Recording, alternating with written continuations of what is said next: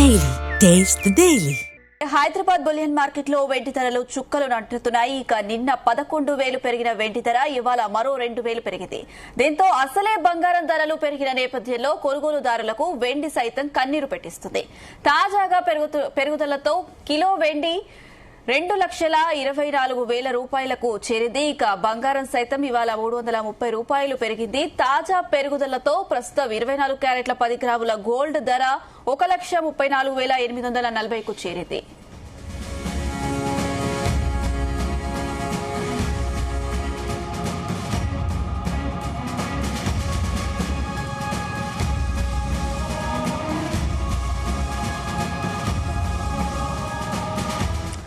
ఇదే అంశానికి సంబంధించి మనతో పాటు డిస్కస్ చేయడానికి స్టాక్ మార్కెట్ ఎక్స్పర్ట్ జీవి సత్యనారాయణ గారు మనతో పాటు ఉన్నారు. సార్ నమస్తే అండి. నమస్తే. గోల్డ్ రేట్స్ అధికమవుతున్న నేపథ్యంలో ఆ వెండి ధరలు కూడా దానికి మించి పెరుగుతున్నాయి. అంటే రూపాయి విలువ తగ్గడమేనా దీనికి కారణం, ఇంకా వేరే కారణాలు ఏమైనా ఉన్నాయా? ఏం చెప్తారు దీనిపైన? అదేం లేదు, అనిశ్చిత పరిస్థితులు ఇంకా సెటిల్ కాలేదు కాబట్టి గోల్డ్ సిల్వర్ పెరగడం జరిగింది. షేర్ మార్కెట్ ఏదైతే ఉందో ఎప్పుడైనా కానీ ప్రతి సంవత్సరం డిసెంబర్ లో ఫాల్ ఉంటది, అంటే గత ఎప్పుడైనా సరే. ఎందుకు అంటే అమెరికాలో ఫైనాన్షియల్ ఇయర్ ఎండింగ్ ఒకటి, ఎవరు కూడా పెద్దగా ట్రేడ్ చేయరు. కానీ ఇప్పుడు గోల్డ్ సిల్వర్ పెరగడానికి రీజన్ ఏంటిది అంటే ఈ ట్రంప్ సుంకాలు టారిఫ్లు ఇంకెక్కడా ప్రపంచ దేశాలతో సెటిల్ కాలేదు. ఇంకా మార్కెట్ మీద నమ్మకం కుదరలేదు ఎవరికైతే ఎఫ్ఐఎల్ అనుకోండి వాళ్ళకి అనుకోండి. దాంతో గోల్డ్ సిల్వర్ కంటిన్యూగా తగ్గడం, కొంచెం పెరగడం ఎక్కువ ఉంది. ఈ రోజు కూడా మళ్ళీ రాత్రి అమెరికాలో వరల్డ్ మార్కెట్ లో సిల్వర్ ఆ టైం హైకి రీచ్ అవడం జరిగింది. దాంతో మళ్ళీ మన దగ్గర కూడా గోల్డ్ సిల్వర్ పెరగడం జరిగింది. ఇది ఓకే. అయితే ఇప్పుడు గోల్డ్ మీద ఏదైతే ఉందో మన ఇండియన్ గవర్నమెంట్ ఏం చేస్తుంది అనే దానికి వాళ్ళు ఈ చర్యలు తీసుకుంటుంది. అంటే ఒక 2 సంవత్సరాల కింద బడ్జెట్ లో 15% నుంచి 6% దిగుమతి సుంకం ఉండేది. అంటే చేసిరు, దిగుమతి సుంకాన్ని తగ్గించడం జరిగింది. మళ్ళీ ఇప్పుడు ఏం చేసిరు, ఈ రూపాయి డౌన్ అవుతుంటే ఈ కేంద్ర ప్రభుత్వం ఈ బంగారం పైన ఈ ఇంపోర్ట్ ట్యాక్స్ ని మళ్ళీ పెంచాలనేది చర్చలు జరుగుతున్నాయి.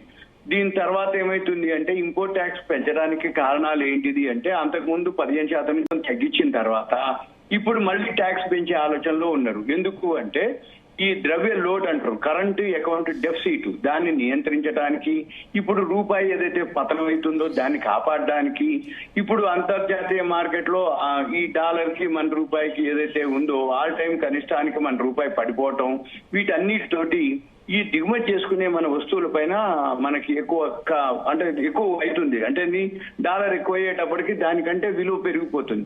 అందుకని ఈ బంగారం దిగుమతి, మనం 2 దిగుమతులు, బంగారం ఒకటి, మెయిన్ క్రూడ్ ఆయిల్ ఒకటి.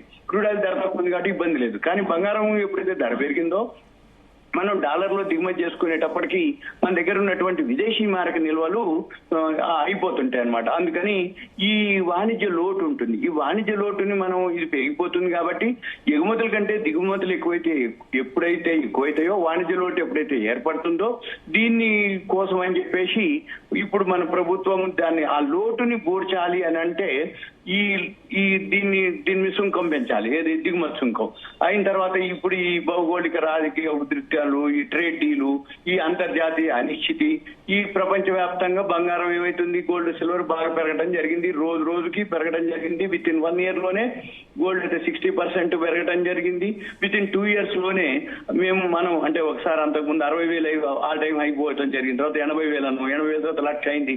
1,00,000 తర్వాత ఇప్పుడు 1,38,000 కూడా చేరడం జరిగింది. అయితే ఈ బేసిక్ ఏదైతే దిగుమతి సుంకం ఉందో అంతకుముందు 15 నుంచి 6% చేస్తే మళ్ళీ ఇప్పుడు దీన్ని పెంచే ఆలోచనలోనే ఉన్నారు. అయితే దీంతో ఈ దిగుమతి సుంకం పెంచడం వల్ల ఏమేం జరుగుతుంది అనే దాని మీద కూడా ఉంది. ఇది కన్స్యూమర్ మీద పడే అవకాశం ఉంది. ఎప్పుడైతే సుంకం పెరుగుతుందో ఇంకా బంగారం ధరలు పెరిగే అవకాశాలు ఉంటాయి. అప్పుడేంది, సామాన్యులు కానీ ఏదైతే మధ్య తరగతి వాళ్ళు ఈ పెళ్లిళ్ల సీజన్ లో మళ్ళీ బంగారం కొనాలంటే కొంచెం భారం అయ్యే అవకాశాలు ఉంది. సుంకం పెరిగినప్పుడు ధర పెరుగుద్ది. అందుకని ఆటోమేటిక్ గా అంటే కొంచెం కొనుగోలు శక్తి తగ్గించే అవకాశాలు ఉన్నాయి. అయితే దీంతో స్మగ్లింగ్ కూడా బాగా పెరిగే అవకాశాలు ఉంటాయి.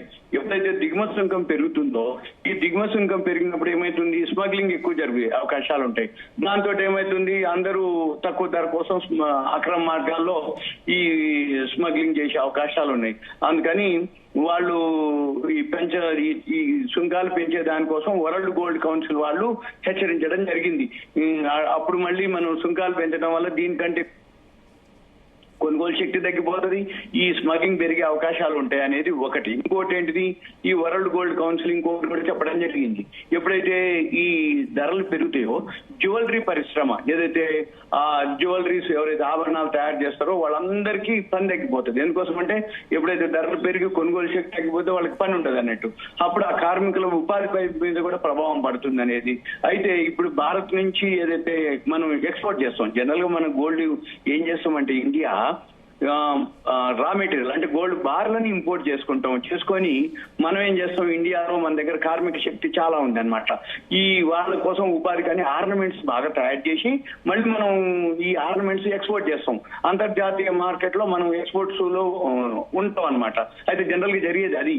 అప్పుడు ఏమైతుంది, ఇదన్నీ జరిగేటప్పటికి మళ్ళీ బంగారం ధర పెరిగేటప్పటికి సుంకంతో ఈ ఆభరణాలు ఎక్స్పోర్ట్స్ లో కూడా కొంచెం ఇబ్బందికరంగా ఉంటుంది, ఆ పోటీ తట్టుకోవడం కష్టంగా ఉంటుంది మన వాళ్ళకి అని చెప్పేసి వాళ్ళు చెప్పడం జరిగింది, హెచ్చరించడం జరిగింది.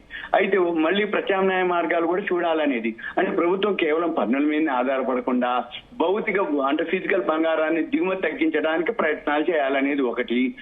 అలా కాకుండా కానీ అందరికీ గోల్డ్ మీద బాగా ఇంట్రెస్ట్ ఉంటుంది కాబట్టి ఈ గోల్డ్ ETF మీద పెట్టుబడి పెట్టించేటట్టు, వాళ్ళకి అవగాహన కలిగించేటట్టు డిజిటల్ గా ఈ గోల్డ్ మానిటైజేషన్ స్కీమ్స్ కానీ ఏవైతే ఉన్నాయో ఈ బంగారాన్ని చాలా మనకి తీసుకురావాలి. ఇప్పటికే ఆల్రెడీ గోల్డ్ ETF మీద సిల్వర్ ETF మీద చాలా మంది అవేర్నెస్ ఉండటం జరిగింది. గోల్డ్ రేట్స్ 100 లో పెరిగితే సిల్వర్ ఏమో వేలల్లో పెరుగుతుంది. ఎందుకు గోల్డ్ రేట్స్ పెరగడంతో ఎక్కువ సిల్వర్ పై మొగ్గు చూపుతున్నారా? అందుకే సిల్వర్ అందుకోలేని ధర చేరుకుంటుందా? ఏమనుకోవాలి? మనం అంత ముందు నుంచి కూడా కంటిన్యూగా ఇదే చెప్తున్నాం. గోల్డ్ ఓన్లీ మన వాళ్ళు మ్యారేజెస్ కోసము లేకపోతే అలంకరణ కోసమే వాడతాము, కానీ సిల్వర్ అలా కాదు. సిల్వర్ 5 రకాలుగా వాడతారు. ఒకప్పుడు గుళ్ళల్లో గుళ్ళకి దేవుడికి విగ్రహాలకి తొడుగులు వీటికే వాడేది సిల్వర్. కానీ ఇప్పుడు సోలార్ ఏవైతే ప్యానల్స్ అంటే దేశవ్యాప్తంగా సెంట్రల్ గవర్నమెంట్ ఎప్పుడైతే ప్రతి స్టేటు కరెంటు యూనిట్లు 200 ఫ్రీ అన్నదో సెంట్రల్ గవర్నమెంట్ ఏం చెప్పింది, సోలార్ ప్యానల్సే పెట్టేసి మీకు ఎక్స్ట్రా అంటే మీరు వాడుకున్నంత వాడుకొని మిగిలింది గ్రిడ్కి వెళ్ళిపోద్ది. అంటే మీకు మేము సబ్సిడీ ఇస్తాము, లోన్ ఇస్తాము, EMIలు ఇస్తాము, మళ్ళీ మేము ప్రొడక్షన్ పెంచి చేస్తాము అని అంటే దేశవ్యాప్తంగా సోలార్ ప్యానల్స్ మనకి ఇండియా వ్యాప్తంగా చేయడం జరిగింది. సోలార్ ప్యానల్స్ కంపెనీలు చాలా ప్రొడక్ట్స్ ఉంది. ఒకటి. నెంబర్ 2, ఎలక్ట్రిక్ వెహికల్స్ ఏదైతే ఇప్పుడు బాగా పాపులర్ అంటే పెట్రోల్ డీజిల్ కాకుండా ప్రత్యామ్నాయంగా గ్యాస్ వాడేది అంతకు ముందు మనం, ఇప్పుడు సోలార్ ఎలక్ట్రిక్ వెహికల్స్. ఈ ఎలక్ట్రిక్ వెహికల్స్ బ్యాటరీలు అనుకోండి, వాటిల్లో ఈ సిల్వర్ ని బాగా యూజ్ చేయటం ఒకటి. మళ్ళీ సెల్ ఫోన్లు ఏదైతే ఉన్నాయో వాటిని యూజ్ చేయటం ఒకటి. మళ్ళీ 4వది ఏంటిది అంటే మనము సిల్వర్ జ్యువెలరీ వాడటం ఎక్కువైంది. గోల్డ్ ఎప్పుడైతే ధర పెరిగిందో సిల్వర్ జ్యువెలరీ కొనుక్కోవటం, సిల్వర్ జ్యువెలరీ షాప్స్ కూడా విపరీతంగా ఓపెన్ అవ్వటం. అంటే ప్యూర్ సిల్వర్ ఉంటుంది, సిల్వర్ మీద గోల్డ్ కోటెడ్ ఉంటుంది, అంటే బంగారం మాదిరే ఉంటుంది కాకపోతే అది సిల్వర్ది. అందుకని సిల్వర్ జ్యువెలరీ షాపులు అంటే సిల్వర్ అట్లా ఆ విధంగా యూసేజ్ అంటే ఇండస్ట్రీ వైజ్ గా సిల్వర్ యూసేజ్. ఇక మెయిన్ రీజన్ ఇంత విపరీతంగా పెరగటానికి కారణం ఏంటంటే ఇన్వెంటరీస్ అంటారు, నిల్వలు తగ్గిపోవటం. ఈ నిల్వలు ఎప్పుడైతే తగ్గిపోతుందో అంటే మార్కెట్ లో డిమాండ్ కి తగ్గ యూసేజ్ కి తగ్గ ప్రొడక్షన్ కానీ సప్లై కానీ మిస్ మ్యాచ్ అయిపోయింది. ఎక్కడైతే మిస్ మ్యాచ్ అవుతుందో సిల్వర్ ఇంకా పెరిగేది. ఇప్పుడు 2,40,000 పోతుందని చెప్పేసి 2026కి అది ఇప్పుడే 2,24,000 వచ్చింది. మల్టీనేషనల్ కంపెనీ ఒక సూచన చేయడం జరిగింది. ఏమని, ఇదే సిల్వర్ రాబోయే రోజుల్లో 2,40,000 రీచ్ అవ్వచ్చని.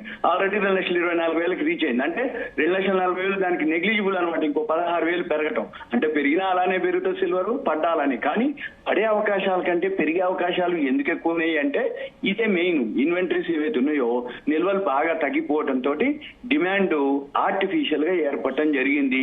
దాంతో ధరలు పెరగటం జరిగింది. కాకపోతే రాబోయే రోజుల్లో 2026లో సిల్వర్ బదులు కాపర్ కూడా బాగా అంటే ప్రత్యామ్నాయంగా సిల్వర్ కి ప్రత్యామ్నాయంగా కాపర్ వాడటం జరుగుతుంది. కాబట్టి కాపర్ రాబోయే రోజుల్లో బాగా పెరిగే అవకాశాలు ఉన్నాయి. ఇప్పుడు మెయిన్ రూపాయి విలువ ఎప్పుడైతే పడిపోతుందో ఈ గోల్డ్ సిల్వర్లు పెరగటం, అమెరికాలో ఇంకా ట్రంప్ ఏదైతే ఉందో షట్ డౌన్ కావటం, అమెరికా ఎకానమీ పోయింది అనేది ఒకటి, వీటన్నిటితోటి ఇవి పెరగటం జరిగింది. అయితే మనకి గుడ్ న్యూస్ ఏంటిది అంటే ఎఫ్ఐఐలు ఎవరైతే ఉన్నారో ఫారెన్ ఇన్స్టిట్యూషనల్ ఇన్వెస్టర్స్ నిన్న బయింగ్ లోకి రావడం జరిగింది. మ్యూచువల్ ఫండ్స్ కూడా నిన్న బయింగ్ లోకి రావడం జరిగింది.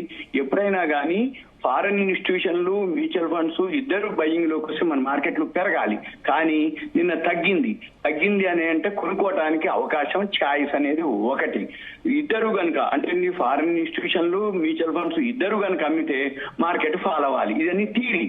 అయితే ఇప్పుడు అవన్నీ మిస్ మ్యాచ్ అయిపోతున్నాయి. ఒకప్పుడు మార్కెట్లు పెరిగితే గోల్డ్ సిల్వర్ పడాలి అనేది థియరీ, కానీ అసలు దీనికి దానికి సంబంధం లేదు. గోల్డ్ సిల్వర్ పడ్డప్పుడు మన మార్కెట్లు కూడా పడుతున్నాయి, మన మార్కెట్లు పెరిగినప్పుడు గోల్డ్ సిల్వర్ కూడా పెరగడం మొదలు పెట్టింది.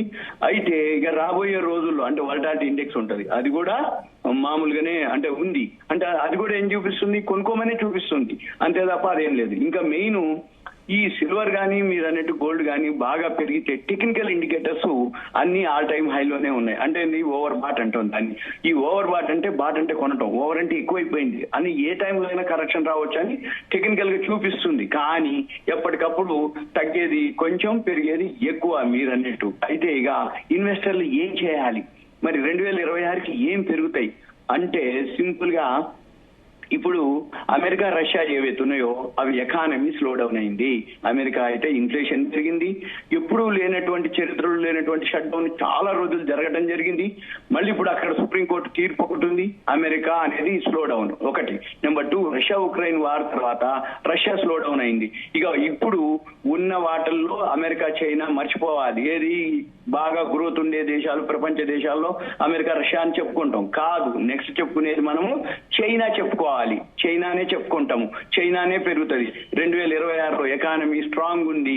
వరల్డ్ లో వాళ్ళ పని ఏం లేదు, ఎవరితోటి గొడవలు పెట్టుకునేది కాదు చైనా దేశం. ఎంతసేపటికి వాళ్ళు ప్రొడక్షన్ విపరీతంగా పెంచడం, ప్రపంచ వ్యాప్తంగా చీప్ గా వాళ్ళు సప్లై చేయటం, ఇది వాళ్ళ ఉద్దేశం. ఇంకొకటి మెయిన్ చైనా ఎందుకు ఎకానమీ స్ట్రాంగ్ అవుతుంది, ఒకటి చైనా ఎందుకు అంటే అక్కడ 3 మైన్స్ గోల్డ్ మైన్స్ బయటపడటం జరిగింది. 3,400 మెట్రిక్ టన్నులు వాళ్ళు కనుగొనటం జరిగింది.